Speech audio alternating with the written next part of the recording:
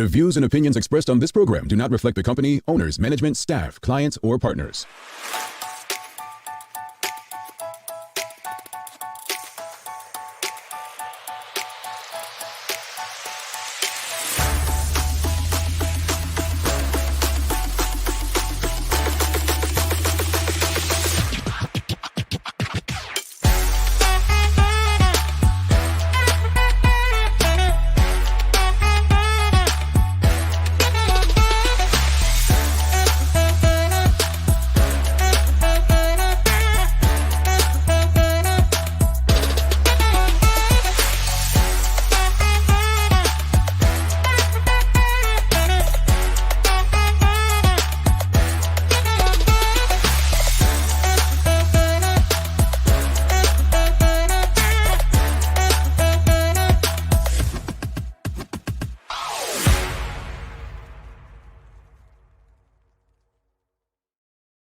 It's Wednesday, the 27th day of September, 2023. Welcome to Bermuda's Daily Talk Show. It's the Daily Hour brought to you by the BAC Group of Companies, Medical House, and Lindos. I'm Jamel Hartman, and Maya Palacio will be with us in a bit to bring you the latest in her news break brought to you by People's Pharmacy. Well, folks, it's hump day. It's hump day, yeah. That means it's the middle of the traditional work week. That means for all of you like Sherry who love a Friday, you are halfway there. Yes, you're halfway there. You're halfway there. So congratulations. We've made it halfway, but we still have a long way to go. Good morning to you as well. Auntie Karen Simmons says, good morning, TDH. Happy Hump Day Wednesday. So I know this is a PG show. I know it's PG. But hopefully the children are in school already. But when people used to say happy hump day, I used to think it meant something else. I'll leave it at that. I used to think it meant something else. I had no idea it was getting over the hump. I thought it was adults being adults. So I'm happy to know that it means, something less vulgar, if that makes sense. But happy hump day, folks, and greetings, everyone, and thanks for making us part of your daily routine. A good one today as we welcome information security specialist Fernando De Deus to the show. We're going to be talking about the dangers of AI and cybersecurity. So, folks, I just want to reiterate what happened to the government last week can happen to any one of us. I've been reading a lot lately, and I encourage people to read books. When I don't understand something, you all know I have dictionary.com up, or I just order a book to read about it. No, if you don't have time to read, just read what you want to know from the book. Like there's books have chapters, just find out something, but it's one of the best ways to kind of learn and grow. So happy to have Fernando on the show to discuss this and help us understand what we can do to protect ourselves from evolving technology. The Daily Play is music today. So as you can see, I don't have a co-host. So that means that someone in the audience, like NTS yesterday, will win a prize. All right. Now, I don't know what the question is yet. I haven't pulled it out. So we'll figure that out a bit later in the show. But stay tuned so that you can be one of the winners or the winner for today. Don't forget to subscribe on our website, thedailyhour.com. Follow us on all of our social media channels. Sorry. Forgot what I was going to say. To stay up to date with all that we have going on, help us grow beyond the mic as we do our part to continue to improve our community. Now, let's get to today's conversation. I'm going to beat Maya to this.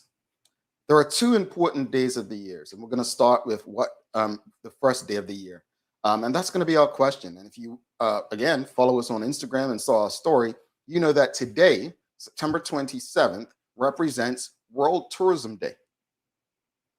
Yes, it is World Tourism Day. Yeah, Charles, that's what I'm saying. I thought Hump Day meant that. Yeah, Charles, it's PG, but it's World Tourism Day today. World Tourism Day, and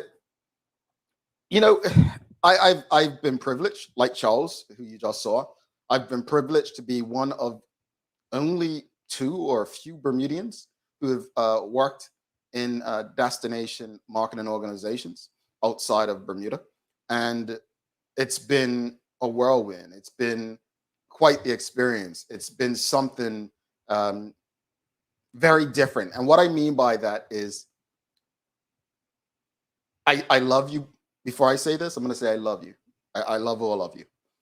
But Bermudians, you will not meet a Bermudian who doesn't think they're a tourism expert. I live in South Florida. I'm privileged to work for a destination marketing organization in South Florida.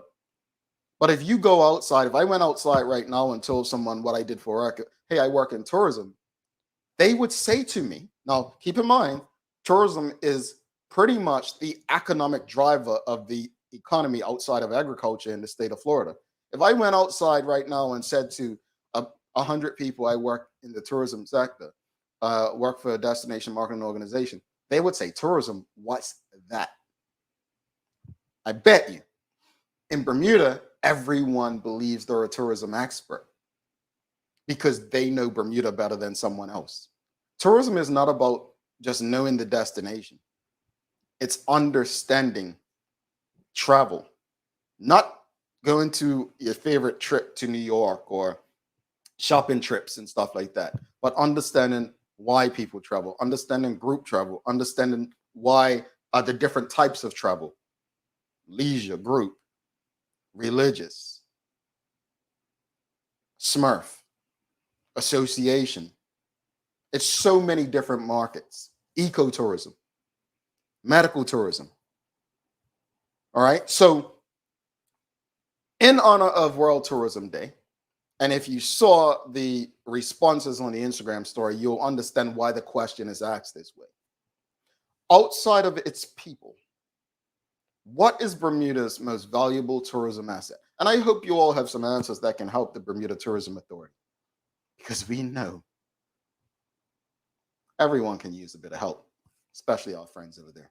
Outside of its people, what's Bermuda's most valuable tourism asset? What is Bermuda's most valuable tourism asset to you? Everyone says the people, the friendliness, this and that. Well, let's go to the Instagram stories actually, because some may have added a few other things outside of that. So let's see. On the Instagram stories, we had the people. Someone responded to people. Someone responded her people. Someone said it's people and culture.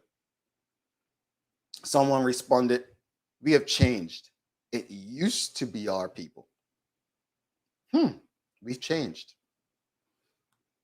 Another person said the friendly people. Bermuda's most valuable asset, its people. Well, I remember when Charles Jeffers II started as the CEO of the Bermuda Tourism Authority, and he came on this show. He said, you ask Bermudians something, and they will probably all say different things. One person might say the triangle. One person might say Bermuda shorts. Well, Charles, you ask them the most valuable asset, they all say the people, so at least they've got that. You know, they're consistent. Bermudians seem to agree on that. But outside of its people, what's Bermuda's most valuable asset? Like when you think of something, I mean, you're all tourism experts, right? Everyone knows tourism better than people in tourism. So if that's the case, what is Bermuda's most valuable asset? Like, what do you believe you can sell and market to your friends and family and people overseas that can drive visitors to Bermuda?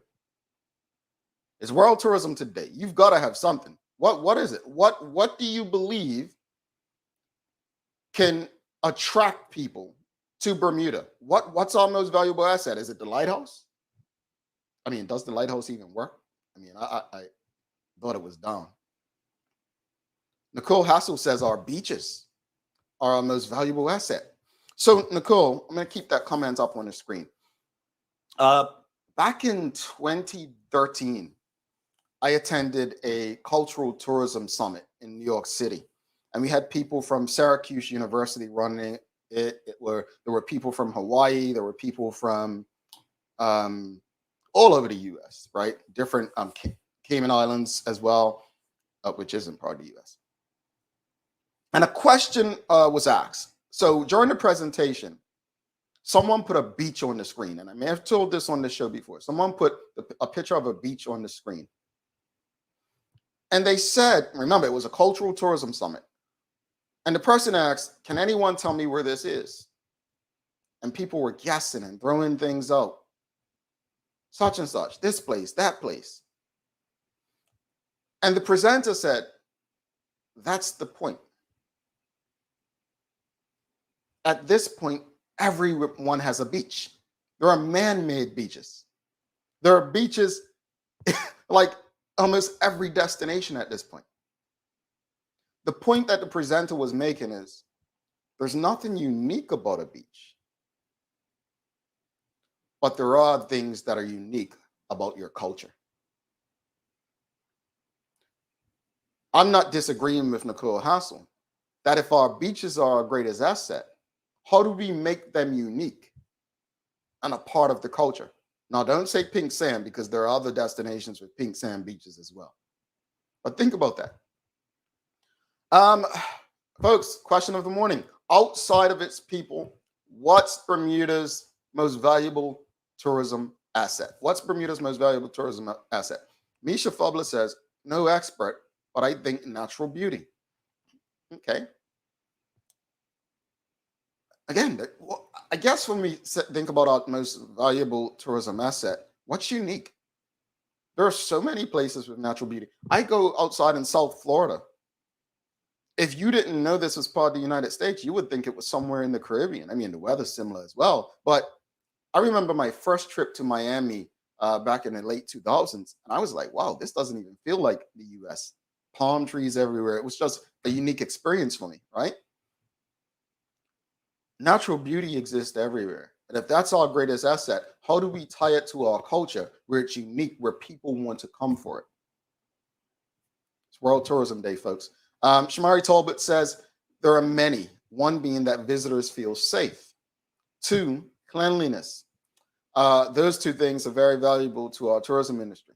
Okay, visitors feel safe. I absolutely agree with him right here. One of the things that I had challenges with working in Bermuda tourism was the fact that many people questioned, like Bermudians, why don't we have all-inclusives?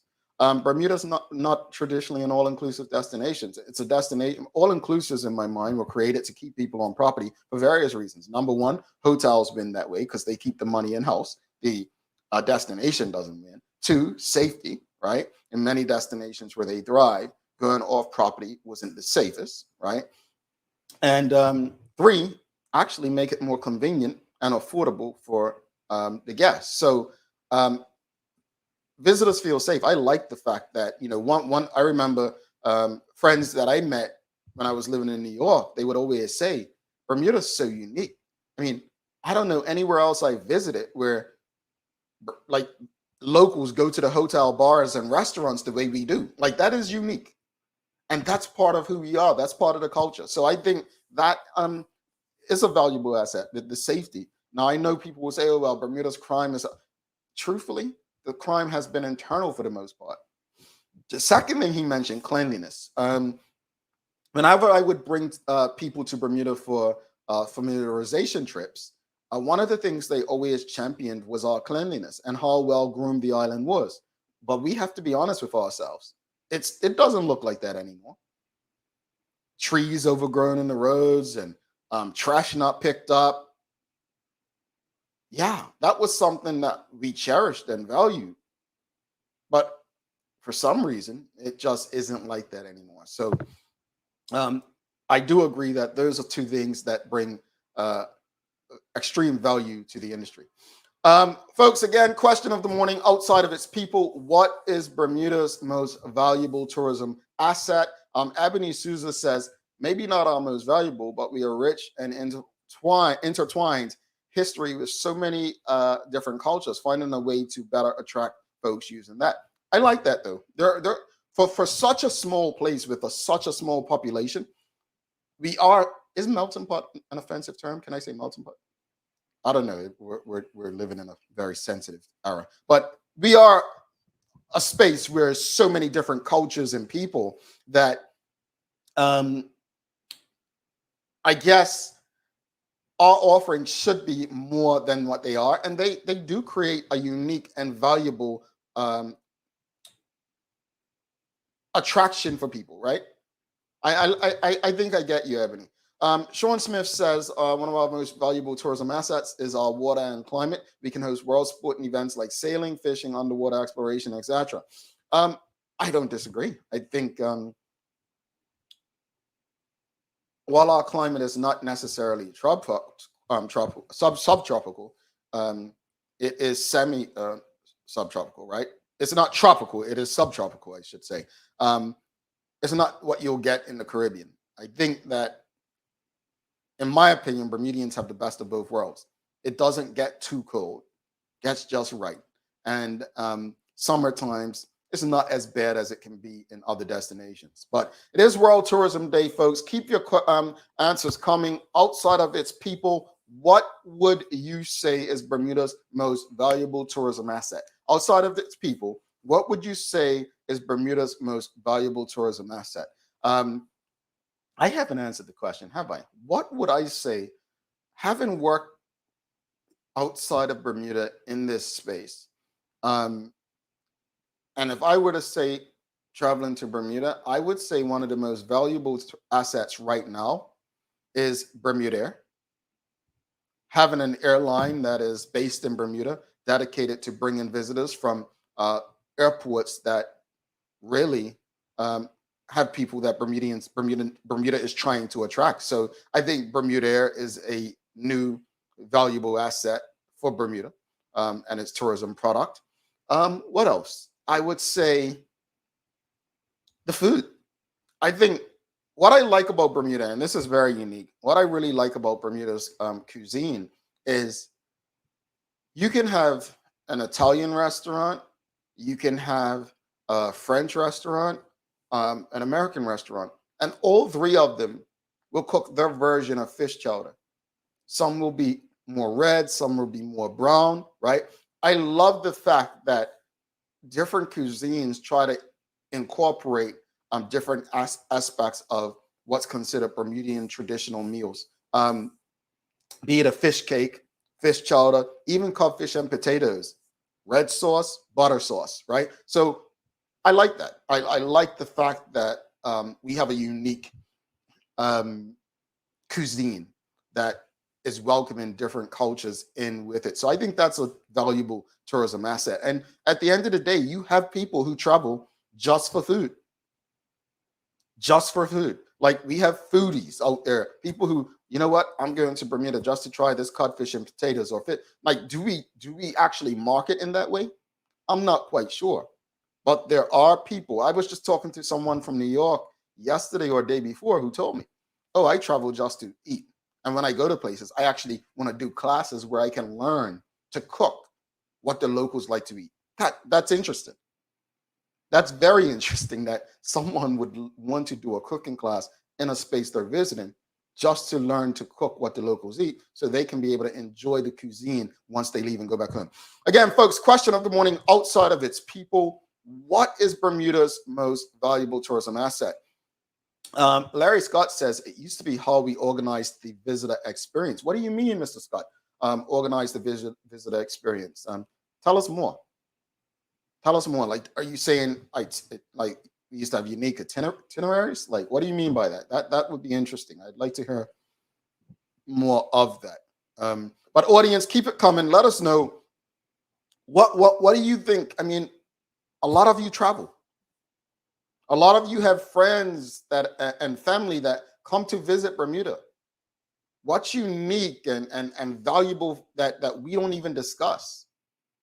What are some things that we should be considering as we think about Bermuda as a tourism destination? And again, if you're just tuning in, it is World Tourism Day. And I'm going to share some details about World Tourism Day before we bring Maya in for the news break and just give you some understanding of what it is, what it means. So one of the days of the year today, and we'll give you two, is World Tourism Day. It's an opportunity to broaden your own world a little, right? Find a location you've always wanted to make time to visit, and finally get around to making time to do it. So basically, do what Traveling Trotty would do. Find your inner travel and get out there and experience the places you've always wanted to see. So how to celebrate World Tourism Day? Well, it's best celebrated by digging into your book of dreams and finding that place in the world you most wish you can go. So let's go in a bit more about World Tourism Day. And I'll just tell you what the theme is this year. So the theme for World Tourism Day is tourism and green investment, which highlights the need for more and better targeted investments for sustainable development goals, the UN roadmap for a better world by 2030. So UN. So instead of asking you on World Tourism Day, what's a destination, your dream destination that you would want to go? Audience, let us know before we bring Maya in. What's the most important thing to you when choosing a destination to travel to? What's top of mind for you?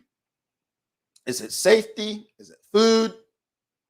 Is it the length of time it takes to get to that destination? Is it hotels? What is the most important thing to you when choosing a destination to travel to? I'll tell you what I'm going to tell you. Number one, I don't want to be on that airplane long. I do not want to be on an airplane long. I think South Africa ruined me, folks. We were on that plane almost 17 hours. And returning to the US, we were on that plane 17 hours sitting in the middle of people. You never want to be in the middle. But what is top of mind for you when you're deciding on where you want to travel? Is it shopping? Is it weather, climate? Is it cleanliness?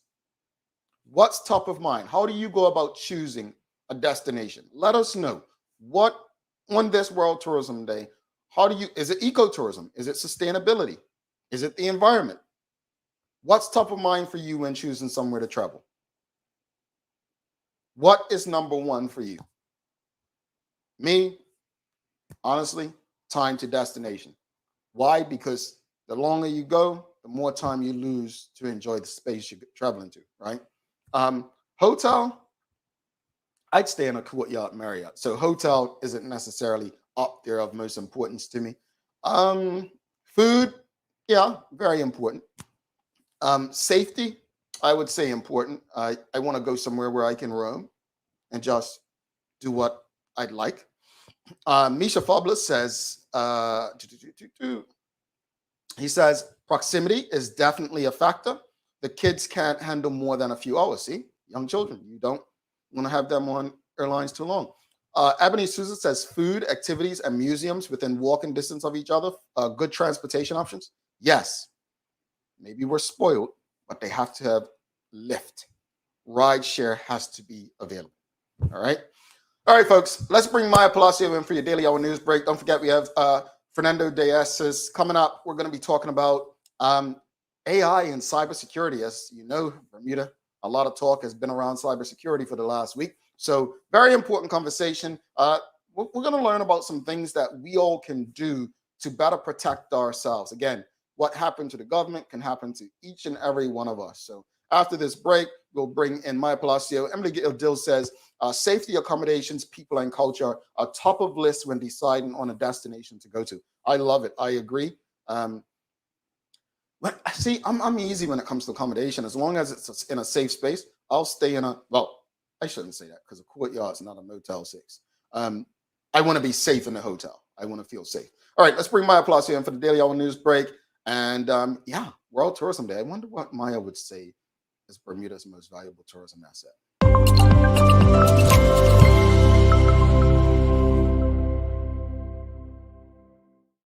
Good morning. Good morning. Greetings, MP. How you doing? Good. Really good this morning. So tell me, I want to put you on the spot. What would you say is Bermuda's most valuable tourism asset? You know what, Jamal? I was listening to you guys and the struggle is real. I can't quite think like what is our main source? Like why do people come to us? And I know a lot of people answered the people like Bermudians. And I agree and disagree because at the end of the day, when I think about my friends who come here, they come here for me. Like, they haven't seen Bermuda yet and they're excited to because like what I say, and it's very beautiful. So yeah, I guess because it's beautiful and because it's clean and to come see me are like the main reasons why I have people traveling down. When they leave, what their favorite part was, most likely the ocean. I'm going to say this, and it'll probably offend some people, but hey, that's who I am. I don't think people really believe that Bermuda's most valuable tourism asset is its people. No. I don't, and be honest, audience, we don't believe that because we don't even like each other most of the time. We may love each other, but I don't think we like each other to believe that think about how we talk about our own customers. Look at what's that list called on Facebook? Magicus. Think about that. Come on, I don't think we truly believe that. But see, it's just like the expectation of the premier remaining in Bermuda. It feels good to say it. It feels good to believe it. Anyway, you've got some news for us. Yes, I do. Good morning, everyone. This is the Daily Hour News brought to you by People's Pharmacy. Starting out the news this morning. So I contacted the World Anti-Doping Agency as I'm still trying to get some information as to, what's going on with our placement for being non-compliant. So I asked 3 questions. I did get a response quite quickly, which is really great. So the first question I asked is if Bermuda does feel the obligations, and this, I think I asked probably 2 days ago.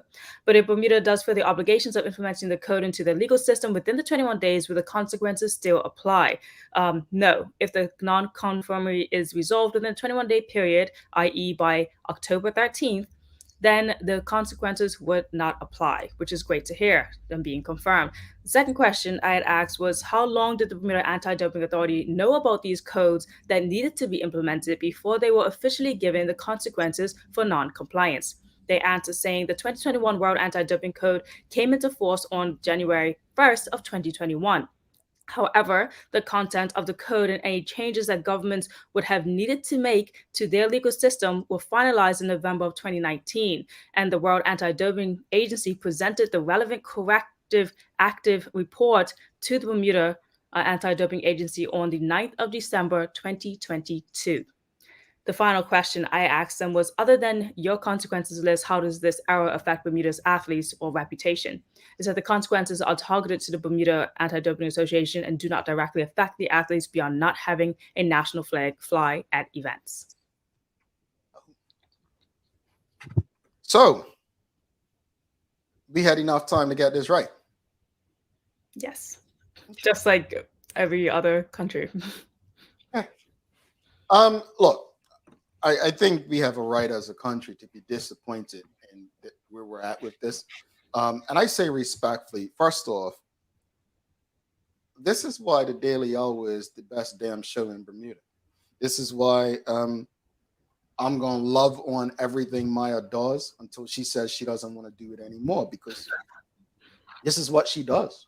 You know what I'm saying? She's leading in this space and providing actual real news.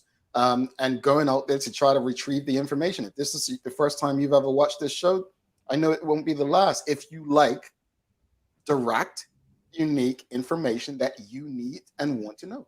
So thank you for doing that, Maya. No problem. I actually just follow up with them because, again, the answer to the second question just left me with just a little bit more questions about okay, so, why wasn't it put in time? And, compared to all the other countries, where did Bermuda fail? So hoping to get some more information back to them and get those answers. If anyone else has a question, because they were really, I must admit, there have been many times where I send out questions to other organizations, even in Bermuda as well, and just out there, and it's not always sent back in a timely manner. This was quite timely, and I really, really appreciate that. So if anyone does have any questions, if you have any athletes that have any questions about this, feel free to send them through. My email is right there at the bottom. I'm going to send out another email today. Now, in other news, new Senate leader and senator recommended by the leader of the opposition. So opposition leader Danny Robinson has appointed Senator Robin Tucker as the new opposition Senate leader and has recommended to the governor that Dwayne Robinson be appointed to replace C8 by-election candidate Ben Smith in the Senate.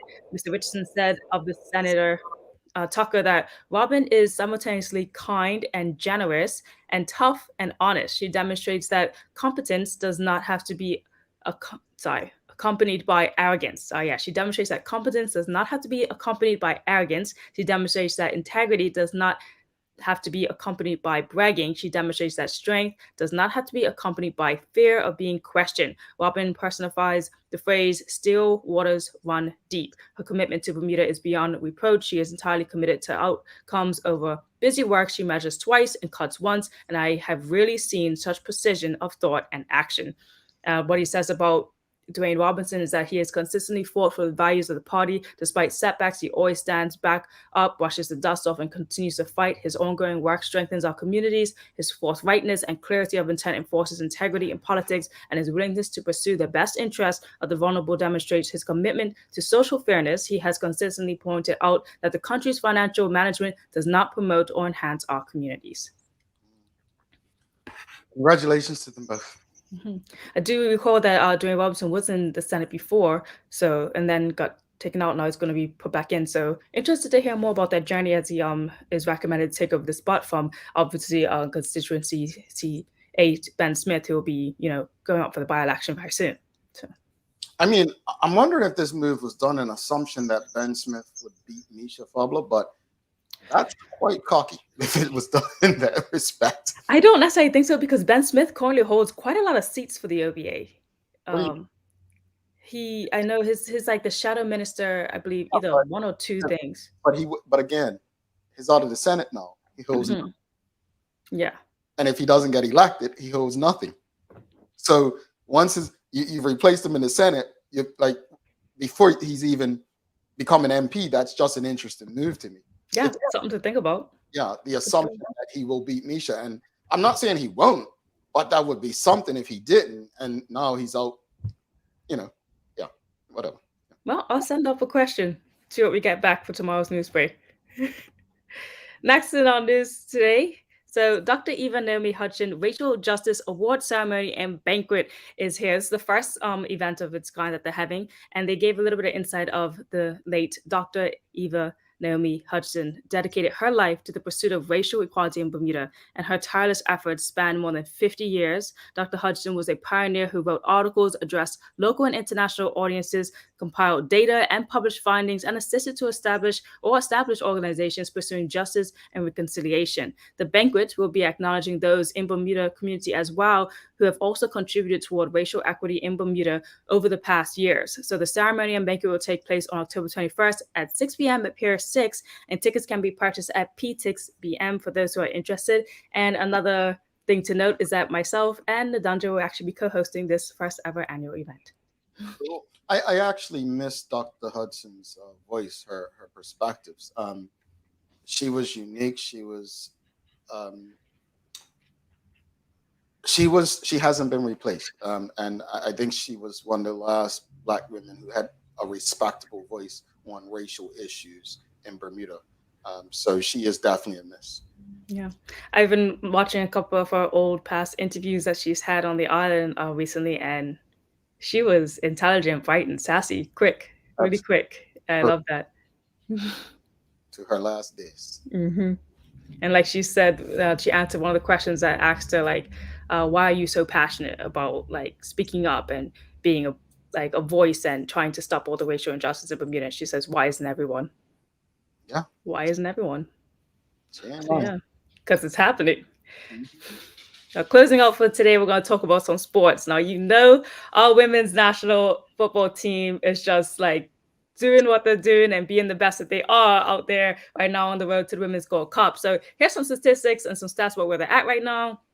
So Bermuda is in League B and Group C, and they're at the top of their points right now. There's still so much of a chance for them to keep making it further and further up to the playoffs. So let's keep our fingers crossed and be hopeful for this team. This team who has actually not conceded a goal in almost a year as well, as Bermuda actually was able to find that stats, as you can see there in the second paragraph that they have there. It says, just checked archives, took a while, had to go back. So far, it appears to be over a year since anyone has scored against our team. A 1-0 loss in 2022 that was followed by a 6-0 win, and then the Island Games scoring 15 and conceding 0. And these two matches scored 6 and conceding 0. Very impressive. Super impressive indeed for our women's national football team to not have been conceding a goal in almost an entire year. Zakari Turner again making her clean sheets for these last two games. Bermuda defeating St. Vincent and the Grenadines yesterday, and we got scores being Jaya Rattery Smith, who's had 2 goals. The captain, Eva Ferrondi, got 1 goal, and then Kyla Brinkman closed it up at the end on a penalty corner. And I do have the highlights here as well. Let's just take a quick look at these highlights because they're pretty great from this team if you didn't get to catch the game yesterday. To the CONCACAF Road to the Almost. I mean, that was pretty good. That was pretty. We got a question. Charles is asking, were they able to fly the Bermuda flag? For these games, I believe so. Yeah, it weren't the ones that are on the top, but it wasn't also like they had to stand on a stage for winning as well. These are just the qualifiers, but I do believe they got to fly the flag. Congratulations to them. Congratulations to the ladies. You got weather for us? Yes, today's weather. So we're looking at generally sunny, low chance of afternoon showers, just a little bit of winds as well veering in, and we got the lowest that I've ever said yet. It's 82 degrees Fahrenheit. So again, cooler weather's coming in. Let's hope so, folks. Days of the year. Well, it's World Tourism Day, but it's also, wait for it, it's Morning Show Host Day, which is dedicated to watching and appreciating your morning talk show host before you go to work. So, how do you celebrate Morning Show Host Day? Well, you watch an episode, who your favorite host is and why. So, audience, who's your favorite morning show news person? Maya Palacio. What's your favorite morning talk show? Let us know. Who's your favorite morning talk show host? I'm going with Maya Palacio, folks. Maya, what's your favorite talk show like that? Were you ever into talk shows? Honestly, the only voices I remember growing up to was Miss Thing and Tay O'Neill. Yeah, those are the only things in town at the point. At that point. Yeah. Okay. Well, let us know, folks, your favorite morning talk show host. We got Karen Simmons. She said Maya. Okay, just Maya. All right, man. Thank you so much. We've got our guests waiting in the wings coming up, and yeah, we'll see you tomorrow. See you tomorrow. All right, folks. Don't go anywhere. Special guest. We're talking AI and cybersecurity in a few minutes. Stick with us.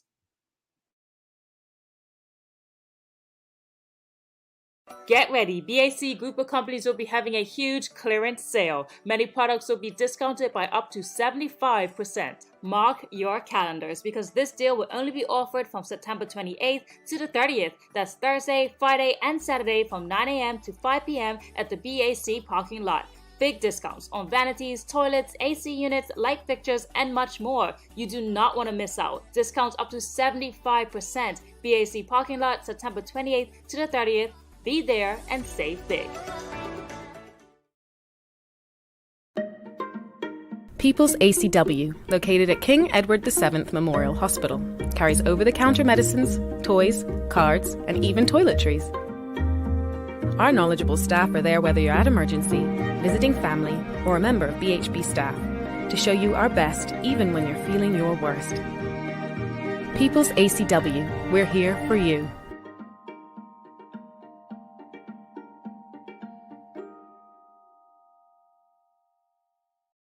Welcome to the new bulk store, Lindo's Next Level.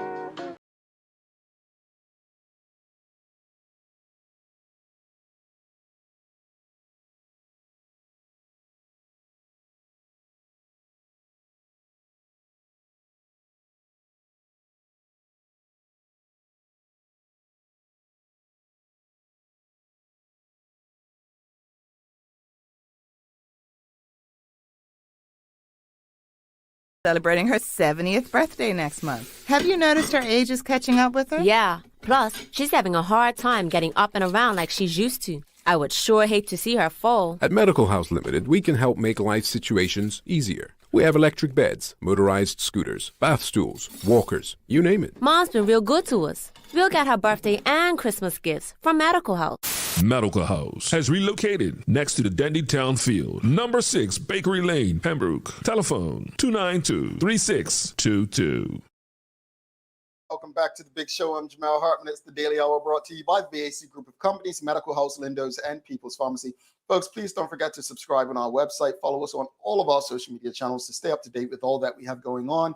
Help us grow beyond the mic as we do our part to continue to improve our community. Without further ado, let's bring in our guest for the day. Well, before we do that, we asked your favorite talk show host. And Headley and Swan says, talk show, the Daily Hour.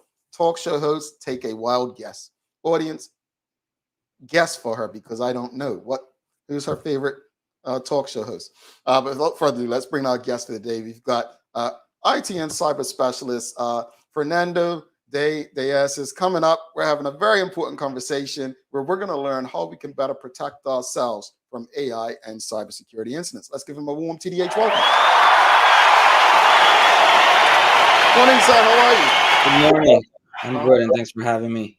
No problem. Thanks for coming. Bit behind time, but we'll make it up with a great conversation. So first off, thank you for making time for us. And as we get into the conversation, I just want the audience to know this. This conversation has absolutely nothing to do with what happened with the government. This conversation was planned long ago. So just as I say that, just keep the conversation in perspective. This is about what we can do to better protect ourselves from AI and cybersecurity. All right. So just want to put that disclaimer, put that out there, because what we don't want to do is put ourselves in an unfair situation where we're talking about things that we just don't know. The information hasn't been shared. So, Fernando, please just give us a bit of background about yourself. Tell us a bit about yourself and what it is that you do. Sure. I'm just Fernando. I've been in the industry for over close to 20 years now. The last 10 with the focus on security. I'm currently now the CEO of Engine Limited, a Bermuda company. We provide a range of services such as a private cloud hosting here in Bermuda, as well as a wide range of cybersecurity products and services as well. Now, just to add what you said is what happened to the government. We shouldn't really speculate, and we shouldn't make any assumptions of what really went on. And I think we should just have a generic conversation of how all of us can protect ourselves and how all of us can be impacted by at any time by these bad actors and threat actors. So it's very important to keep that in mind and not to have any speculations. Indeed. So you sound like you know what you're talking about. But tell us a bit, because I read a lot, and I try to read, as I said earlier. I only try to read to understand things. Right. Obviously, doing a show, you want to make sure your opinions are informed. But even I am still challenged with artificial intelligence. So in the most layman way, like what is artificial intelligence? I mean, so am I, really. Like, I mean, this is all brand new, as you know, and the first thing that comes to mind is robots taking over the world, just like in Terminator. So when the first thing that comes to mind is AI, is now we're going to have machines doing what humans were doing. And based on that, the first that comes to mind and says, wait a minute, now my job is at risk. Now, AI is still in infancy stage. It's still early. As you know, Google, Microsoft, ChatGPT, it's evolving just like any technology. Is it here to stay? Yes. Is it going to get it? Is it going to improve? Yes. Is the advantages to it? There are a lot of advantages, such as you could reduce time in when you have to do a heavy task. Like us in our cybersecurity team, what we've done is we introduced AI in order to help us identify threats quicker, to look at the results. Now, on that end, we also have to validate those results, because it's still, like I said, it's still really early and it's a buzzword and everybody's still, AI, and everybody's rushing to it. Now, the disadvantages to it, believe it or not, is still expensive. And, even though we have that mindset that, oh, wait a minute, it's going to take our jobs. No, we do need qualified workers to build these AI tools. So it's not like, a robot is behind and it's doing everything. No, we still need that human intelligence factor behind it. So yes, we do have that fear that it's going to take away that human, to take the jobs. But imagine it could really, in certain industries, could make things easier and faster from an automation perspective. If you think of warehousing. So these are pretty much the pros and cons you're speaking of right now. Right. Correct. Yes. In terms of, in certain sectors, it could really benefit you into getting quick results. So really, it's one of those things where, is it going to help me? Yes, in the long run, it will. But then what you have to really take a step back and say, okay, how can I accompany it? You learn about it. There are courses out there. So then you become that expert. Then you become the one developing and designing it. Did you see what I mean? So that's how it's like anything. I mean, if you want to learn a new job or a new technology, you jump into it. If you want to switch jobs, you jump into it, so you don't fall behind, right? It's just like the cloud. Everybody, at the beginning, the cloud. You have to follow it to learn it, and so on. Gotcha. It's interesting. I mean, again, technology has evolved so much in the last 2 years, let alone in the last 20. Audience, if you have any questions or comments for Fernando, please send them through. We'll get through as many as possible. So I recently read an article about radio voices being basically cloned, right? Mm-hmm. Here we are having this conversation and someone taking my voice or even your voice and, doing whatever they want with it. It's really actually pretty scary, right? The way I look at it is what's going to be valid and not valid in a court of law one day, right? The way AI is moving. But what should be of concern to everyone when it comes to this kind of stuff? Because you don't just have to be in the limelight. You can be just having a conversation with a friend on the phone and they can do something with your voice, right? Right. I mean, it's just as, and this is a personal experience I've had. It's just as, it's not only, your radio voice. It's just basically at home. You get a phone call. You say, hello, but you get nothing. You get, no sound in the background. And it's basically someone just recording your voice. We had a personal experience really close to me, actually, where someone was actually sending and calling a family member asking for money. And basically the person on the other line thought was that family member because the voice sounded familiar. Everything's on legit. And he was sending him money, thinking that was a person on the other line. So unfortunately, everybody's a target. And basically these tools are used to make things easier to automate. So at this stage is, you just really have to be aware and to be conscious of your environment, and really pay attention to what is being asked of you, or in what kind of scenario and situation you are in order to better prepare yourself for these type of scenarios. Indeed. And we spoke earlier just saying that, it'd be unfair to have an in-depth conversation about what recently happened with the government systems. But just on the outside, as a security expert, what do you believe should concern the general public most? Because most people look at it like, how does this happen? Right. So the expert word. So let me just not. So I like to call myself sort of more of a specialist than experts. We're specialized in the industry. In these type of scenarios, is awareness is key. Being aware of really what could happen. Your emails, your voicemails, even your SMS messages, being really aware of who you're receiving these messages from, who's calling you, who's contacting you, what is the subject matter. For example, Microsoft is not going to call you and say, hey, Mr. Smith, I need to get access to your computer. Interpol, these are one of the tactics that are being used, is not going to call you and say, Mr. Smith, we do have a problem with your identity. We need to get access to your phone and to your computer in order to validate some information. So it could happen to anybody. We just have to be aware, and we have to keep informed that this could happen to anybody. You could lose your pictures, personal pictures. We've had a very close friend of mine who had family albums completely lost. And even paid a ransom to get that information back. It just wasn't able to. So he lost years and years of information that was really close to him. So it's not just organizations, it's really us, the consumers, really, the day-to-day person that really is at risk. And it's not only, ransomware. It's just really these people or these threat actors, they're there for financial gain, regardless of it be $1 or $5 or $500. it's a business. It really is. It's a syndicate. And it's turned into a very well organized business industry for these threat actors, unfortunately, and they do make a lot of money. Yeah, you see what just happened with MGM.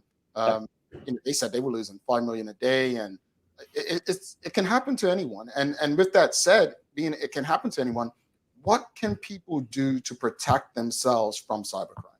So, being aware, have make sure your computers have antivirus systems, on the computer. But first and foremost, you really have to be aware and cautious of everything that you are doing or clicking on. One of the things, if you are receiving, for example, this is a message from DHL or FedEx, or if you're receiving an invoice that you have no idea you're receiving it from or who is it from, I know the first immediate thing that you want to do, you want to click on that link, but take a step back and really think, did I really order this? Am I really getting billed for something? So again, awareness is key. Having a good antivirus on your computer is also very important. And I think that's a good starting point, but keeping informed is really, really the key factor there. And where can people go, or can they contact you to kind of learn more about Sure. how they can protect themselves and maybe get antivirus software? So we can contact our site, engine.pm, info@engine.pm.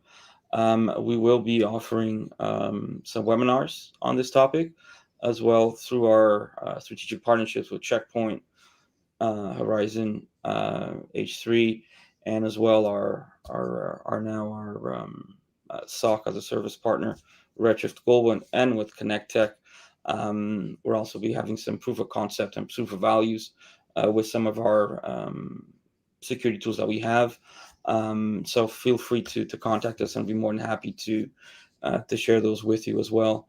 And one other point that I'd like to point out is that if anybody's interested in trying some of our products and tools, please do get in touch with us, and we'll be able to accommodate that with you. All right, Fernando, thank you so much. Folks, a lot of information. I would encourage you to rewatch and really just try to understand. One, artificial intelligence isn't all bad. And two, find ways to protect yourself. And if you don't know, seek help from the specialists in that space where they can assist you in ensuring that you have the tools.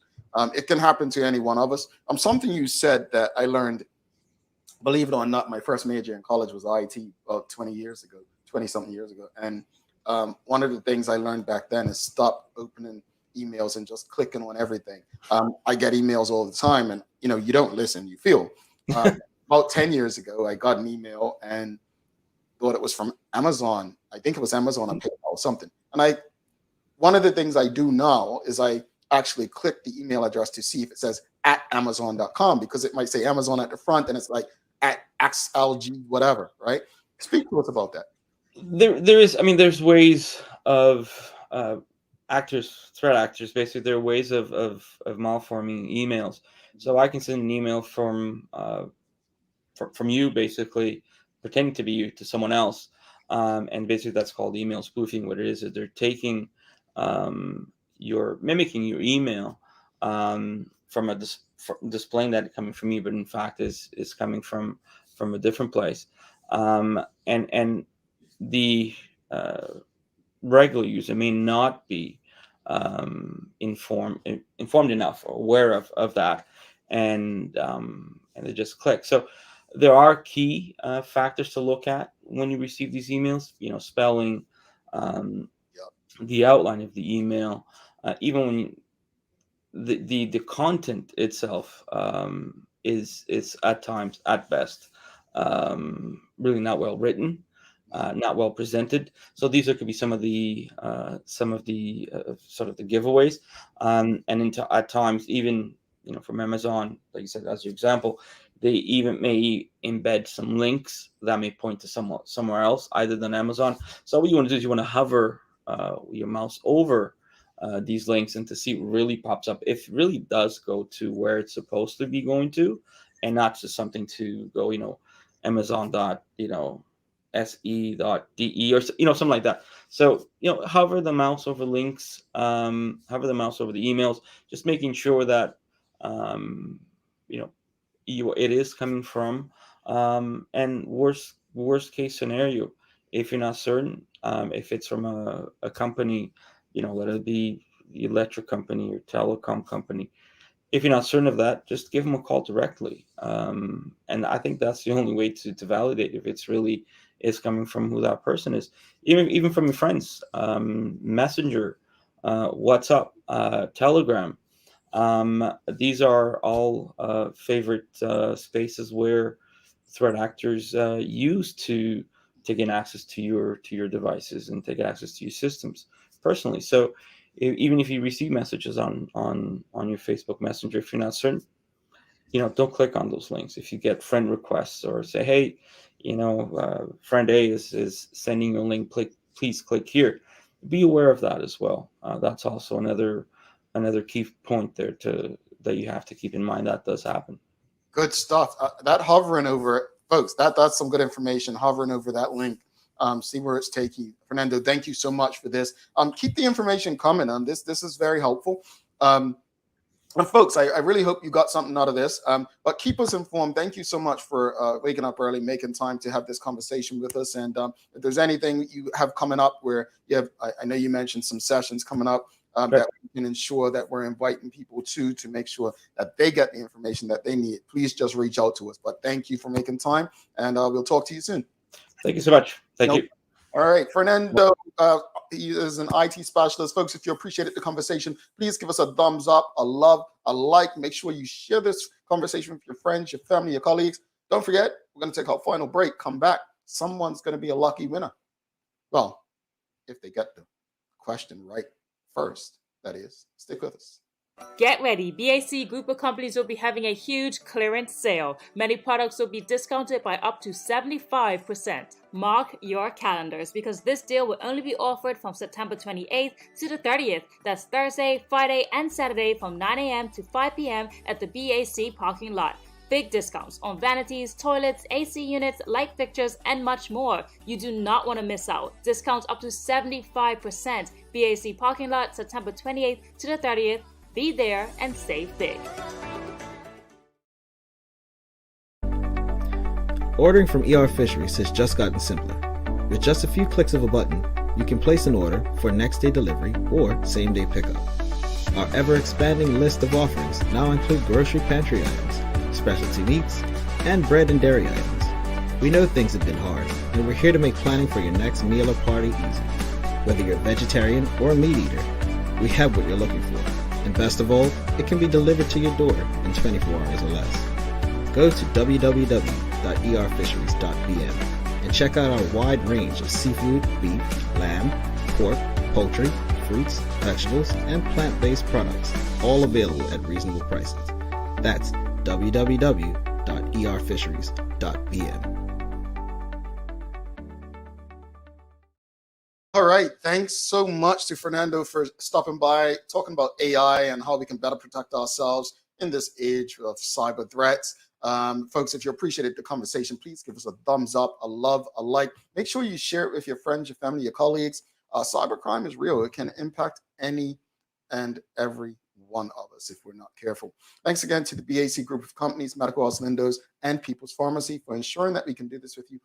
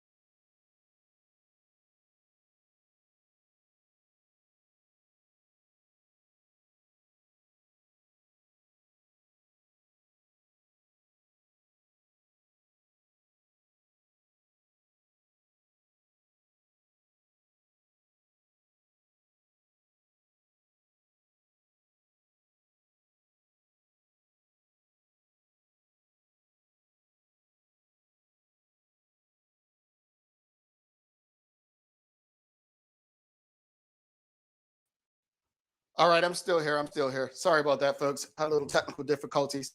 But yeah, where was I? It's time for the Daily Play brought to you by Bermuda Trivia, now available at stores throughout Bermuda. Follow Bermuda Trivia on Facebook, Instagram, Twitter, and TikTok to find out why it's Bermuda's favorite trivia game. All right, it is music today. Here we go. First person to answer correctly on my screen.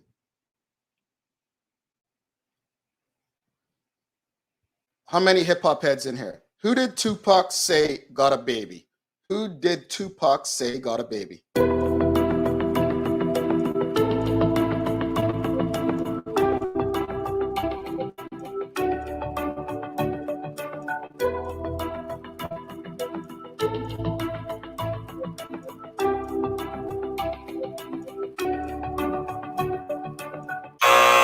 Oh, Misha Fubler, you got it first on my screen. It was Brenda.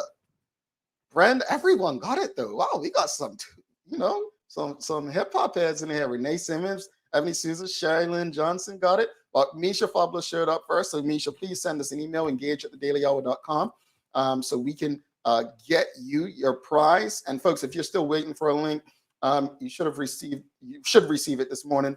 But thank you. Again, having some internet challenges on our end. So forgive me for that cut out. But folks, gonna head out now. So no, you weren't before me showing our screen, Renee Simmons.